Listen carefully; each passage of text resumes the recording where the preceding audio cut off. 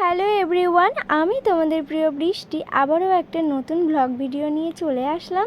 সবার প্রথমে তোমরা বলো আমার ব্লগ ভিডিওগুলো তোমাদের বেশি ভালো লাগে না আমার রিলস ভিডিওগুলো? তোমরা যদি বলো আমার ব্লগ ভিডিওগুলো বেশি ভালো লাগে তাহলে আমি চেষ্টা করব ডেইলি ব্লগ দেওয়ার। এদিকে দেখো আমি এখন ছাতা নিয়ে বেরিয়েছি, কিন্তু কোথায় যাচ্ছি বলো তো? দেখতে হলে অবশ্যই কিন্তু ভিডিওটা কন্টিনিউ দেখতে থাকো। আমাদের এইদিকে কিন্তু বৃষ্টি শুরু হয়েছে, তো সেই কারণেই আমি ছাতা নিয়ে বেরিয়েছি।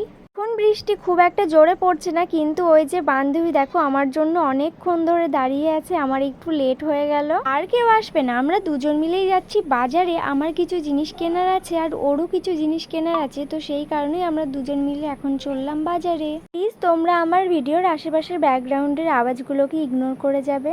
তো চলো আজকে কিছু কমেন্টের রিপ্লাই দেওয়া যাক। এই ব্যক্তি লিখেছে, এ ভাইরাল হতে চাই, পরে আবার দেখাবে যে এটা ফেক ভিডিও ছিল, মজা করে করছি ভিডিওটা। সব কিছুই যখন আগে থেকে জেনে বসে আছো তাহলে এই রকম ধরনের কমেন্ট করার মানে আমি ঠিক বুঝতে পারলাম না।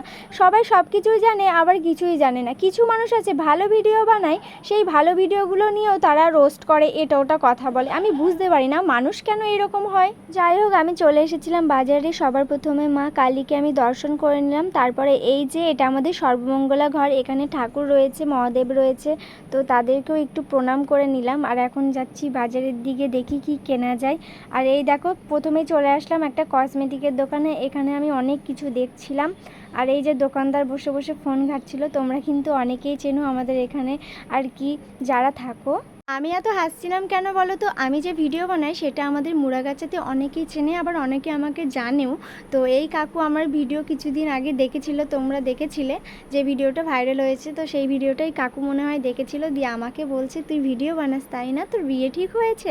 তো সেই কারণে আমি এত হাসছিলাম। আর এদিকে দেখো আমার বালা কোনোটাই পছন্দ হচ্ছিল না, একটার পর একটা বলছি বার করেই যেতে, আর কাকু বার করেই যাচ্ছে, দেখি কোনটা নেওয়া যায়। তারপর একটা বালা নিয়ে হাতে পরে দেখলাম, তো এই বালাটা ভীষণ পরিমাণে বড় হচ্ছে, আবারও একটা নিলাম। আর এদিকে বান্ধবী নাকের দেখছিল, ছোট্ট ছোট্ট যে নাকেরগুলো হয়, আর আমি বালার মাপ দিচ্ছি। দেখো আমার হাত এতটাই রোগা যে আমার কোনো বালাই হাতে ঠিকঠাক হচ্ছে না, কারণ আমি ভীষণ রোগা। আর সত্যি কথা বলতে ভিডিওতে আমাকে একটু বেশি মোটা সোটা লাগে, কিন্তু আমি এতটা মোটা না, আমি কিন্তু আরও রোগা। ওই দোকানের বালা একটাও আমার হাতে ঠিকঠাকভাবে হলো না। তারপরে আমি আবার পাশে একটা দোকান ছিল, সেই দোকানটাতে গেলাম, আর এখানে দেখি একটা বালা আমার হাতে ঠিকঠাকভাবে হয়েছে, একটু ছোট সাইজের, কিন্তু এটাই আমার হাতে ঠিক। তো তারপরে কাকুকে টাকা দিলাম আর বালাটা নিয়ে চলে আসলাম। আজকে আমাদের বাজারের বেশিরভাগ দোকানই কিন্তু বন্ধ ছিল, কিন্তু কেন সেটা বুঝতে পারছি না। চারিপাশটা দেখো কেমন ফাঁকা ফাঁকা আর মেঘলা মেঘলা ওয়েদার। তারপর আমরা চলে গেছিলাম বাজারে, সেখান থেকে নিয়েছিলাম মাংস আর সবজি। সেই ভিডিওগুলো তোমাদের সঙ্গে শেয়ার করা হলো না, তার কারণ বাজারের ভিতর ভিডিও করতে আমার ভীষণ লজ্জা লাগে, কারণ সবাই মুখের দিকে তাকাবে, সেই কারণে। আমাদের মুড়াগাছা বাজারে আসলে বাড়ি যাওয়ার সময় এই লোকনাথ মন্দিরটা তোমরা সবাই দেখতে পারবে, আর রাস্তার থেকে কিন্তু ঠাকুরটা দেখাই যায়। তো সবার প্রথমে ঠাকুরটাকে প্রণাম করে নিলাম।